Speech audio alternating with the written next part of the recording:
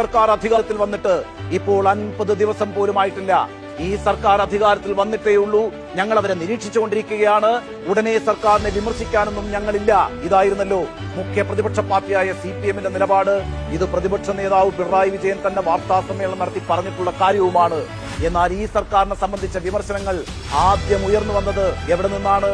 അത് മന്ത്രിസഭയിൽ നിന്നായിരുന്നു, കോൺഗ്രസ് പാർട്ടിയിൽ നിന്നുമായിരുന്നു. ഇന്ന് മുഖ്യമന്ത്രി VD സതീശൻ ചോദിച്ചൊരു ചോദ്യമുണ്ട്. ഞാൻ എന്ത് തീരുമാനമാണ് ഒറ്റയ്ക്കെടുത്തത്?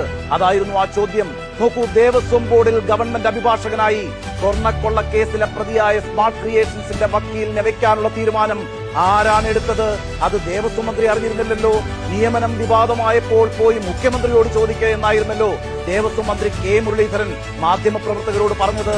അന്ന് VD സതീശൻ ആ കുറ്റം സ്വയം ഏറ്റെടുത്തിരുന്നല്ലോ. എന്റെ പിഴ, എന്റെ മാത്രം പിഴ എന്നായിരുന്നല്ലോ മുഖ്യമന്ത്രി അന്ന് വാർത്താലേഖകരോട് പറഞ്ഞത്. ഇനിയിപ്പോൾ വീര്യം കുറഞ്ഞ മദ്യത്തിന് നികുതി പ്രഖ്യാപിക്കാൻ ആരാണ് തീരുമാനിച്ചത്? സതീശൻ ഒറ്റയ്ക്കെടുത്ത തീരുമാനമായിരുന്നല്ലോ അത് പാർട്ടിയോടും മുന്നണിയോടും, എന്തിനേറെ എക്സൈസ് വകുപ്പ് മന്ത്രിയോട് പോലും ആലോചിച്ചിട്ടില്ല. അത് വലിയ വിവാദമായപ്പോൾ എന്താണ് സതീശൻ പറഞ്ഞത്? താൻ നികുതി പ്രഖ്യാപിക്കുക മാത്രമാണ് ചെയ്തിട്ടുള്ളത്. വിൽക്കാനുള്ള തീരുമാനം UDF എടുക്കട്ടെ. ഇതായിരുന്നു നിയമസഭയിൽ സതീശൻ പറഞ്ഞത്. ഇതുവരെ കോൺഗ്രസുകാർക്കോ UDF-നോ ആ നീക്കം ദഹിച്ചിട്ടില്ല. കേട്ടോ, വിഴിഞ്ഞം വിവാദത്തിൽ എന്തായിരുന്നു കോൺഗ്രസ് കേന്ദ്ര നേതൃത്വത്തിന്റെ നിലപാട്? നമുക്കറിയാമല്ലോ. രാഹുൽ ഗാന്ധി ഒരുപക്ഷെ ഇന്ത്യൻ പാർലമെന്റിൽ ഏറ്റവും കൂടുതൽ ഉച്ചരിച്ച പേര് അദാനിയുടേതായിരിക്കും. പല പാർലമെന്റ് സമ്മേളനങ്ങളും അടിച്ചു പിരിഞ്ഞതും അദാനിയുടെ പേരിലെ തർക്കത്തെ തുടർന്നായിരുന്നു. അങ്ങനെ രാഹുൽ ഗാന്ധി നേരിട്ട് പടവെട്ടുന്ന അദാനിയുമായി സംസ്ഥാനത്ത് കൂട്ടുകച്ചവടം എന്ന ആരോപണം പ്രതിപക്ഷത്തെക്കാൾ ശക്തമായി ഉയർത്തിയത് കോൺഗ്രസ് പാർട്ടിയാണ്.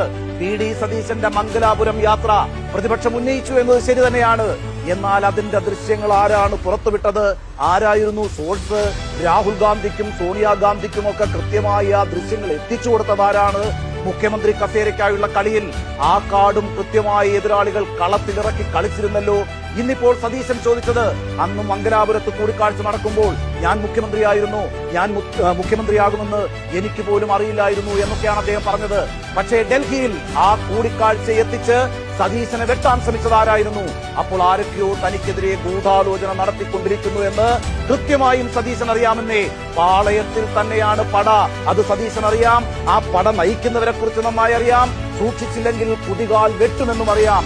അതിന് മാധ്യമങ്ങളോട് ചോദ്യങ്ങൾ ചോദിച്ചിരുന്നിട്ട് ഒരു കാര്യവുമില്ല. കേട്ടോ, സംസ്ഥാനത്ത് ഇപ്പോൾ കോൺഗ്രസ് പാർട്ടി ഉണ്ടോ എന്ന് തന്നെ നമുക്കറിയില്ല. പാർട്ടി പ്രവർത്തകർക്കും അറിയില്ല. ആകെ സർക്കാർ മാത്രമാണുള്ളത്. ആ സർക്കാരിനെ പ്രതിരോധിക്കാനാകട്ടെ മുഖ്യമന്ത്രി സതീശൻ മാത്രമേ ഉള്ളൂ. ഇതാണ് ഇപ്പോഴത്തെ അവസ്ഥ എന്ന് പറയുന്നത്.